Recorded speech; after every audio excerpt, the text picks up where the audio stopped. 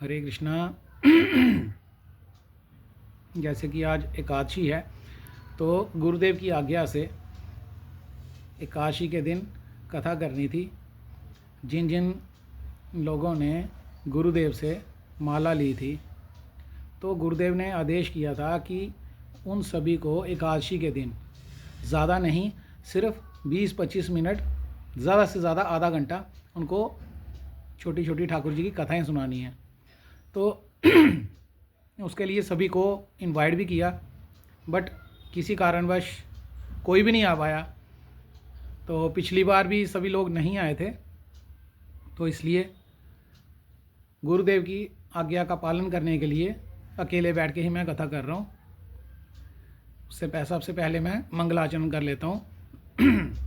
ओम ज्ञानम तिम्रांधस्य ज्ञानांजनशलाकया चक्षुरुन्मीलितं येन तस्मै श्री गुरुवे नमः। श्री चैतन्य मनोभीष्टं स्थापितं येन भूतले स्वयं रूपा कदा मह्यं ददाति स्वपदातिकं। गुरुवे गौरचंद्राय राधिकाय स्तदालये कृष्णाय कृष्णभक्ताय तद्भक्ताय नमो नमः। त्वयि वास्मि न जीवामि त्वया विना इति विज्ञाय राधे नायमां चरणान्तिकम्। हे कृष्ण करुणा सिंधु दीनबंधु जगतपते गोपेश गोपिका कांत श्री राधा कांत नमस्तुते। तप्त कांचन गौरांगी राधे वृंदावनेश्वरी वृषभानुसुते देवी प्रणमामि हरि प्रिये। श्री कृष्ण चैतन्य प्रभु नित्यानंद श्री अद्वैत गदाधर श्रीवासादि गौर भक्त वृंद। हरे कृष्ण कृष्ण कृष्ण हरे हरे, हरे राम राम राम हरे हरे। सर्वप्रथम मैं अपने गुरुपाद पद ओम विष्णुपाद अष्टोत्र श्री भक्ति वेदांत श्रीधर गोस्वामी गुरु महाराज जी के चरण कमलों में अनंत कोटि दंडवत प्रणाम ज्ञापन करते हुए उनकी हयातों की कृपा की वांछा करता हूँ। तत्पश्चात अपने परम गुरुदेव नितिल्ला प्रविष्टों विष्णुपाद अष्टोत्र श्री भक्ति श्री रूप सिद्धांति गोस्वामी महाराज और नितिल्ला प्रविष्टों विष्णुपाद अष्टोत्र श्री भक्ति वेदांत नारायण गोस्वामी महाराज जी के चरण कमलों में अनंत कोटि दंडवत प्रणाम ज्ञापन करते हुए उन दोनों की हेतु की कृपा की वांछा करता हूँ। समस्त गौड़ीय वैष्णव परंपरा जो है ये सभी जययुक्त हों, तो सभी श्रोतागण को यथा योग्य दंडवत प्रणाम। तो आज जिस विषय पे कथा करने जा रहे हैं गुरुदेव की कृपा से, गुरुदेव के आशीर्वाद से, वो है मनुष्य जन्म की दुर्लभता। गुरुदेव कहते हैं कि मनुष्य जन्म इतना दुर्लभ है कि पता नहीं कोटि कोटि जन्मों के बाद ये मिलता है मनुष्य जन्म। 84 लाख का चक्कर, गिनती में तो 84 लाख योनियाँ ही हैं, पर किसी को नहीं पता कि एक एक योनि में कितनी कितनी बार हम घूम के फिर हम अगली योनि में जाते हैं। तो इस तरह से करोड़ों करोड़ों जन्मों के बाद हमें ये मनुष्य जन्म मिलता है। तो इसी कारण मनुष्य जीवन या मनुष्य योनि जो है इसको बहुत दुर्लभ कहा गया है। पर होता क्या है कि जब कोई भी जीव, कोई भी शिशु जब माता के गर्भ में होता है, तो शास्त्र बताते हैं कि वो हर समय हाथ जोड़कर गोविंद जी के चरणों में विनती करता रहता है कि हे गोविंद, कृपा करके मुझे इस दलदल से बाहर निकालिए। क्योंकि जीव जो है माता के गर्भ में मल मूत्र कीटाणु पस ये जो रक्त इन सब से घिरा रहता है। जो कीटाणु हैं वो हर समय उसको काटते रहते हैं। तो जो जीव है वो उस लाचार है और वो पड़ा भी ऐसे उल्टा रहता है गर्भ में। तो वो कहता है कि एक बार ठाकुर जी की कृपा हो जाए, एक बार ठाकुर जी मुझे इस गर्भ से बाहर निकाल दें, मैं कभी भी कोई अच्छा बुरा कर्म नहीं करूँगा, मैं हमेशा निरंतर ठाकुर जी का भजन करूँगा, ठाकुर जी के नाम का श्रवण कीर्तन और स्मरण करूँगा। पर जैसे ही वो जीव माता के गर्भ से बाहर आता है, उसी टाइम पे माता का उस पर प्रकोप छा जाता है। क्योंकि हमने जो पिछले जन्मों में कर्म किए हैं उनका तो हमें भुगतान देना ही होता है। तो कर्मों का फल भुगतान करने के लिए जो माया देवी है वो हमें मतलब जीवों को जकड़ लेती है। तो जैसे ही माया के बंधन में जीव आता है उसको हर चीज़ की विस्मृति हो जाती है, वो सब कुछ भूल जाता है। तो जैसे ही वो माया के इस जेल में आता है, इस कारागार में आता है, तो उसे याद ही नहीं रहता कि उसको क्या उसके लिए करणीय है और क्या अकरणीय है। तो वो जीवन, इस मनुष्य जीवन पाने के बाद भोग विलास में रम जाता है। अब देखो, जैसे शास्त्र बताते हैं, हमारे गुरुवर्ग बताते हैं, सिर्फ मनुष्य जन्म, मनुष्य योनि जो है, यही एक ऐसी योनि है जिसको कर्म योनि कहा गया है। मनुष्य जन्म पाकर ही हम कर्म कर सकते हैं। बाकी जितनी भी योनियां हैं वो सारी भोग योनियां हैं। चाहे वो पृथ्वी से नीचे के जो 7 लोग हैं उनकी बात कर लें, या पृथ्वी के ऊपर के 6 लोगों की बात कर लें, सारे जितने भी लोग हैं, वहाँ के जितने भी हैं जो जीव हैं, वो सारे भोग कर रहे हैं, वो भोग योनियों में हैं। इवन जो हमारा, हम जो इस धरातल पर जैसे हमें जीवन मिला है, तो इस धरातल पर भी मनुष्यों को छोड़कर बाकी जितनी भी योनियां हैं वो सारी की सारी भोग योनियां हैं, है ना। तो इतना हमें अगर ठाकुर जी की कृपा से मनुष्य योनि मिली है, और इसमें हम जैसे कि कर भी रहे हैं, हम सिर्फ अपने आप को भोग विलास में ही हमने डाल के रखा हुआ है। हम भी तो भोग विलास ही कर रहे हैं। क्या है वो? जैसा कि महाभारत में एक उसमें श्लोक भी आता है, आहार निद्रा भय मैथुनंच सामान्य में तत्पशुभिर्नराणाम धर्मो हि तेषाम् अधिको विशेषो धर्मे नहीं ना पशुभि समान। आहार, निद्रा, भय और मैथुन। मैथुन क्या हो गया? जैसे आहार का हो गया, जैसे बाकी जीव आहार लेते हैं, भोजन करते हैं, हम भी करते हैं। निद्रा लेते हैं सब लोग, सब जीव, हम भी लेते हैं। भय सबको होता है, अपनी जो सुरक्षा है वो सारे जीव करते हैं और हम लोग भी करते हैं। इसी तरह से संतान उत्पत्ति जैसे हम लोग करते हैं वैसे अन्य जीव भी करते हैं, है ना। तो फिर क्या चीज़ है ऐसी, क्योंकि हमारे जो आहार निद्रा भय मैथुन वो तो जीव बाकी अन्य जीवों की तरह, पशु पक्षियों की तरह, कीड़े मकोड़ों की तरह सबके समान ही हैं। तो फिर क्या चीज़ है जो मनुष्य को बाकी जीवों से श्रेष्ठ बताती है? वो है धर्म। अब धर्म की परिभाषा क्या है? धर्म जैसे चीनी है, चीनी का धर्म क्या है? उसकी मिठास। नमक का धर्म क्या है? उसका नमकीनपन, है ना। तो इसी तरह से जो जीव है, जीव का धर्म क्या है? प्रेम करना। तो जीव जो है इसका धर्म है प्रेम करना। तो जीव वैसे तो अपने ही घर परिवार के जो सदस्य हैं उनसे प्रेम करता है ना। और जिसके घर में बच्चे नहीं होते या अन्य उनके फैमिली मेम्बर्स नहीं होते, वो क्या करते हैं? कुत्ता बिल्ली पा लेते हैं, तो उनके साथ वो प्रेम करते हैं। तो प्रेम किए बिना जीव नहीं रह सकता, ये उसका स्वभाव है, ये उसकी वृत्ति है। तो इसी तरह से जब हम अपने आप को पशुओं की तरह, जो अन्य जीव हैं उनकी तरह आहार निद्रा भय मैथुन में डालेंगे, सिर्फ भोग वृत्ति ही करेंगे, है ना, तो उससे क्या होगा? उससे अगला जीवन हमारा जो है वो बड़ा निकृष्ट जीवन होगा। निकृष्ट जीवन मतलब कि एक तो कर्मों के आधार पर हमें अगला जीवन मिलेगा, जैसा जैसा हमने कर्म किया होगा। आगे स्वर्ग में अगर पुण्य कर्म किए होंगे तो स्वर्ग मिलेगा, पाप कर्म किए होंगे तो नर्क मिलेगा। अब जो स्वर्ग और नर्क तो हो गया, तो इसके बाद हमें उसके बाद भी कर्मों के अनुसार ही हमें देह प्राप्त होगी, हमें शरीर प्राप्त होगा। वो कीड़े का होगा, मकोड़े का होगा, पशु का होगा, पक्षी का होगा, वृक्ष योनि मिलेगा, क्या मिलेगा वो किसी को भी नहीं पता रहता। तो इसलिए शास्त्र कहते हैं, और हमारे जो भगवद गीता है, भगवद गीता में कृष्ण अर्जुन को भी यही चीज़ बता रहे हैं, यम यम वापि स्मरण भावम त्यजते अन्ते कलेवरम तम तमे वेति कौन्तेय सदा तद्भाव भावितः। तो इसका क्या मीनिंग हुआ?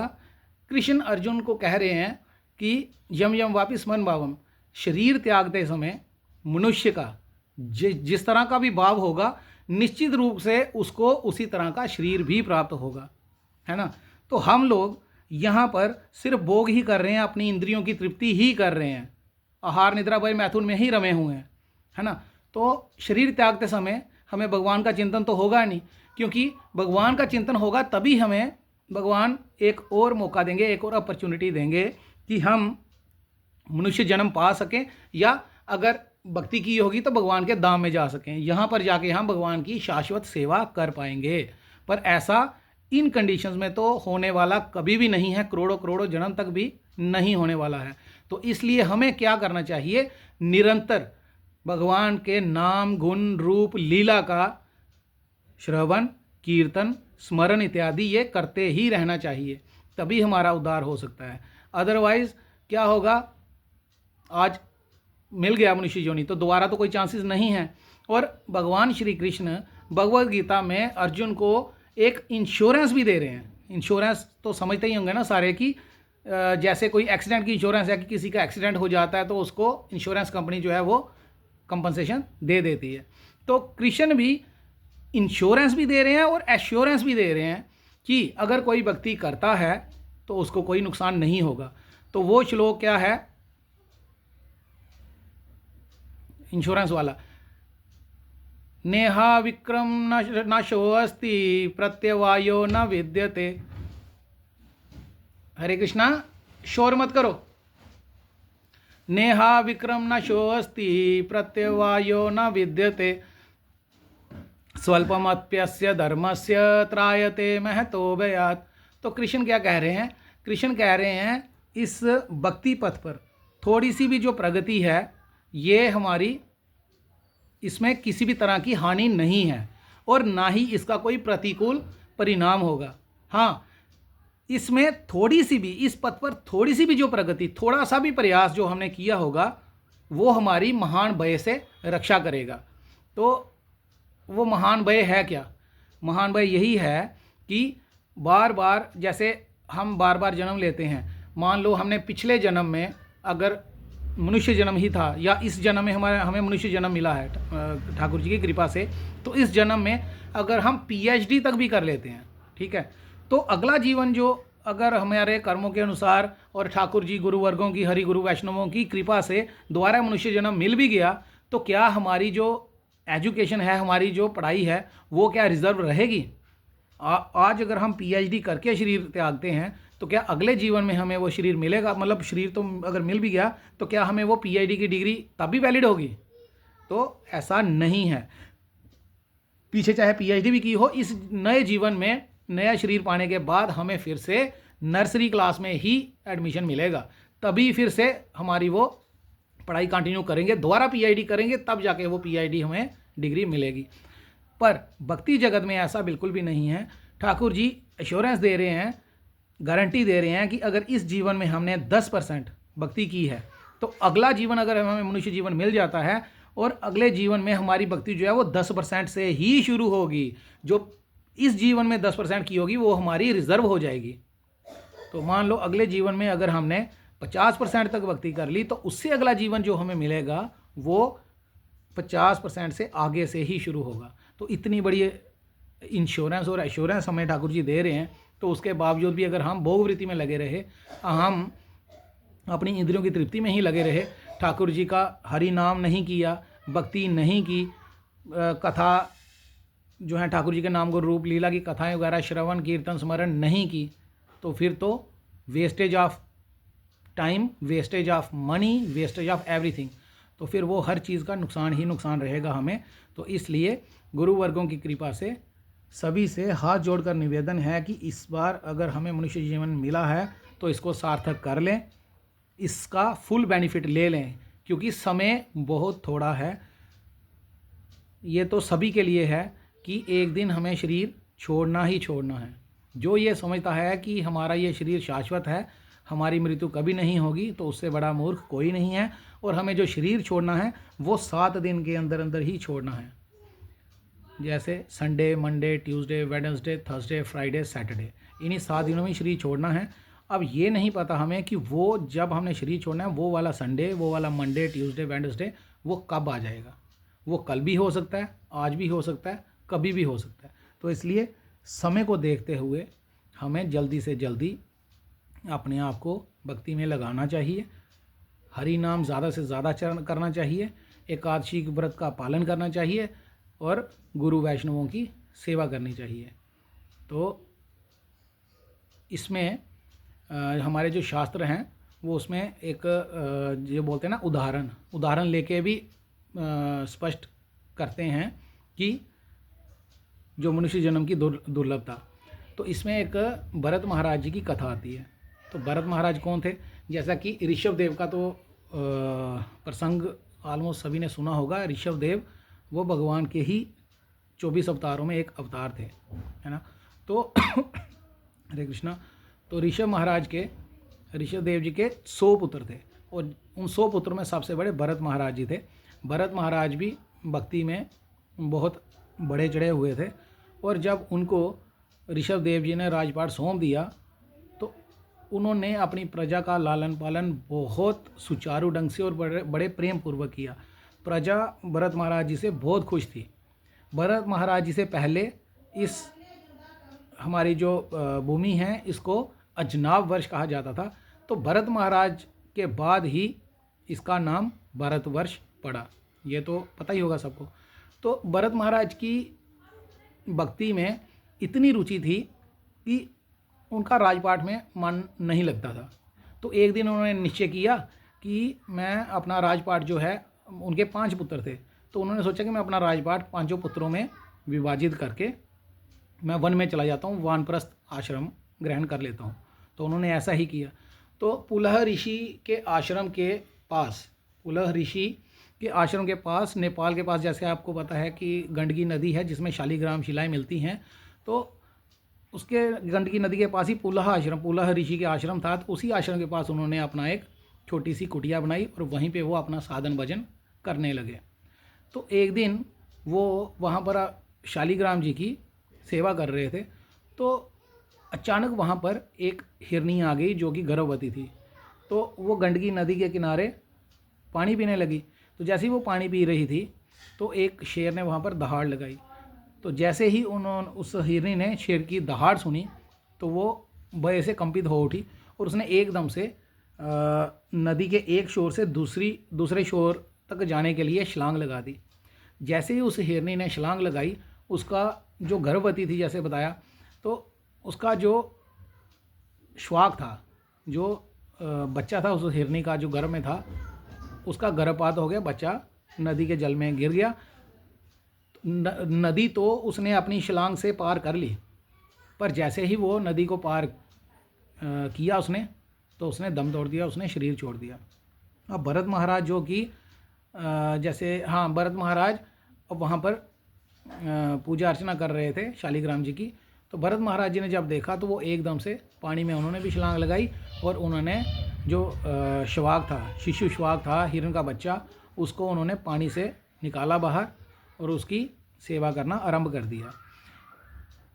वो सेवा करते करते, शिशु श्वाक की सेवा करते करते वो उसके साथ इतने ज़्यादा आसक्त हो गए कि वो खाते पीते भी उनको उसी श्वाक का ही ध्यान आता, सोते समय भी उसी का श्वाक का ही ध्यान आता। तो उसी को अपने साथ सुलाते, खुद प्रसाद पाने से पहले वो उसको प्रसाद पवाते। तो इस तरह से उनकी बहुत ज़्यादा आसक्ति हो गई उसके साथ। तो जैसे जैसे टाइम बीतता गया, जब समय बीतता गया, तो वो शिशु श्वाक जो है वो थोड़ा बड़ा होने लगा। तो एक दिन क्या हुआ, वहाँ पर हिरणों का झुंड आया। तो शिशु श्वाक जो था अब तो बड़ा हो चुका था, उसने जब वहाँ पे हिरणों का झुंड देखा, हिरणों को देखा, उसने देखा कि ये तो मेरे ही परिवार के लगते हैं। तो वो सहसा एक दिन उन हिरणों के झुंड के साथ ही चला गया। अब भरत महाराज तो रह गए अकेले, उनकी आसक्ति हो गई थी हिरण के साथ। तो पूजा पाठ में, भजन साधन में तो उनका मन लगता ही नहीं था। तो वो बहुत बेचैन रहने लगे, व्याकुल रहने लगे। हर समय उस श्वाक का ही उनको ध्यान आता कि कहीं इसको कोई जो हिंसक जीव है मार ना दे, खा ना जाए। तो उसी का ध्यान करते करते एक दिन उनकी मृत्यु हो गई, उन्होंने शरीर छोड़ दिया। अब जैसा कि बताया जाता है कि शरीर छोड़ते समय वो किसका चिंतन कर रहे थे, हिरण का। तो उनको अगला जीवन जो मिला वो हिरण का ही मिला। तो अब हिरण का जीवन तो मिला, अब उन्होंने इतनी इस लेवल की भक्ति कर ली थी कि उनको जो हिरण का जीवन मिला, उनको पिछले जन्म की स्मृति बनी रही। उनको सब याद था कि कैसे वो हिरण में घर बार छोड़ के वो भजन साधन करने के लिए आए थे, पर हिरण के साथ आसक्ति के कारण उनका क्या बोलते हैं, वो भक्ति से च्युत हो गए। तो उनको हर चीज़ का स्मरण था। इस कारण उन्होंने क्या किया, जब वो थोड़े से बड़े हुए तो उन्होंने अपना जो हिरनी माता थी उनकी, या उनका परिवार था, उन सबको त्याग कर वो उसी पुलह ऋषि के आश्रम के पास पहुंच गए। तो वहाँ पर कुछ ऋषि मुनि साधन भजन कर रहे थे, यज्ञ हवन आदि इत्यादि कर रहे थे। तो वो वहीं पे रहना उन्होंने आरंभ कर दिया। जो भी उनको सूखे पत्ते मिलते तो वो सूखे पत्ते खाकर ही अपना जीवन यापन करने लगे और प्रतीक्षा करने लगे कि कब उनकी मृत्यु आए। तो एक दिन उन्होंने क्या किया, उस हिरण ने क्या किया, गंडकी नदी में अपने पेड़ तक, जहाँ तक उनका गले तक या पेड़ तक कह लो, वो उस जल में खड़े रहे और अपनी मृत्यु की प्रतीक्षा करने लगे। और इसी तरह से एक दिन उनका हिरण का शरीर भी छूट गया। अगला जीवन उनको कौन सा मिला, भरत का, जिसको बोलते हैं जड़ भरत। मतलब उनको पिछले 2 जीवन का जो स्मृति थी वो तब भी उनको बनी रही। तो उन्होंने जो जड़ भरत के रूप में जब वो जीवन मिला, उनका जन्म हुआ, तो वो किसी के साथ ना बोलते थे ना किसी की सुनते थे। इस तरह मतलब जड़वत, मतलब जड़ की तरह की, किसी को किसी तरह की कोई सेंस नहीं है, सुनाई नहीं देता, बोल नहीं सकते। तो इस तरह से उनके जो घर परिवार के थे वो भी उनके साथ उनको अवॉइड ही करने लगे। तो इस तरह से वो जड़ बनकर सिर्फ हरि नाम का ही श्रवण, कीर्तन और स्मरण करते थे।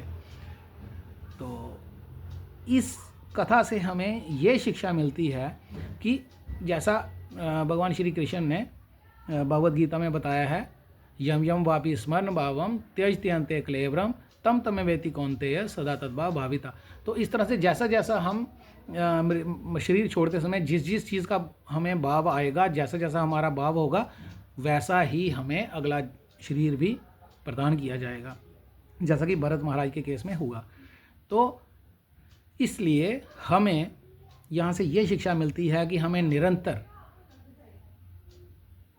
कृष्ण के नाम गुण रूप लीला का ही चिंतन करना चाहिए, तभी हमारा उद्धार हो सकता है।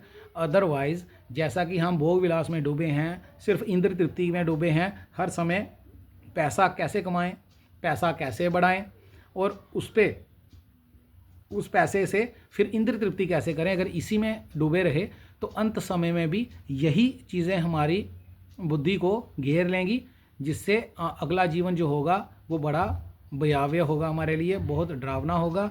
क्या होगा क्या नहीं होगा, कितने करोड़ जन्म फिर से मिलेंगे मनुष्य जन्म पाने के लिए, ये किसी को नहीं पता। तो इस कारण बार बार सभी से हाथ जोड़कर विनती है कि इस कथा को अपने हृदय में, अपने मस्तिष्क में हमेशा तरोताज़ा रखें, कि ये कथा के माध्यम से हमें स्मरण रहे कि हमें भक्ति करनी है और करनी है, और ज़्यादा से ज़्यादा हरि नाम करना है। जैसा कि आज एकादशी है तो सबको ज़्यादा से ज़्यादा हरि नाम करना चाहिए।